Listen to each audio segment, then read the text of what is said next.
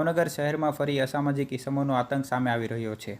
શહેરના ચિત્રા વિસ્તારમાં અસામાજિક ઇસમોના ટોળાએ એક પરિવાર પર હુમલો કર્યાના સમાચાર મળી રહ્યા છે।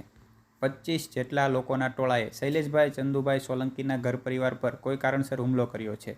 ઈંટો પથ્થરોના ઘા ઝીકી મકાન વાહનને નુકસાન કરવામાં આવ્યું છે તેમજ તેમના પિતાજીને પણ ગંભીર ઇજાઓ પહોંચાડી છે તેમજ કારમાં રાખેલા 5 લાખ રૂપિયા લઈ ગયા હોવાનો પણ આક્ષેપ થયો છે।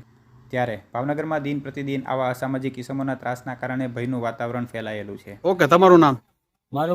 મારું નામ સોલંકી શૈલેષભાઈ ચંદુભાઈ, ઇન્દિરાનગર 1 નંબર 2 ની બાજુમાં આવારા તત્વો એક અમારા ગામનો રામદેવ દેવજીભાઈ સોલંકી અને એક ભાકો કરીને છે હાદાનગરના, એવા આવારા તત્વો મારા ઘરે આવીને તોડફોડ કરી અને મારા પપ્પાને બધાને પાણાને એવા ઘા કરી અને માથાને એવું ફોડેલ છે અને આખા ઘરમાં નુકસાન કરીને લૂંટફાટ કરેલ છે।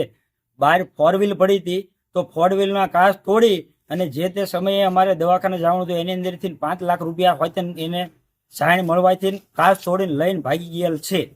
બરોબર? કેટલા માણસો હતા? 25 થી 30 માણસો હતા। આર્યાન તલવાડ્યો અને 2 જણા બંદૂકો કાઢી હતી પણ એને એ બીકમાં ફાયરિંગ નહીં થયું હોય એટલે એ ભાગી ગયા। પછી શેરીવાળા બધા બહાર નીકળ્યા એટલે એ લોકો રોડે ગયા એટલે પોલીસને ભાળી અને એવડે ગાડીમાંથી તોડફોડ કરીને એની અંદર રોકડ રકમ જે કાંઈ હતી એ લઈને લૂંટીને ભાગી ગયા છે।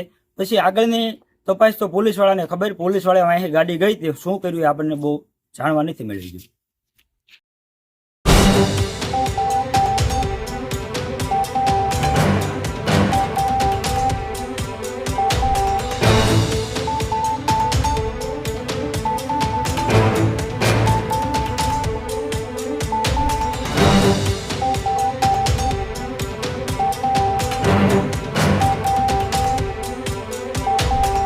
Thank you.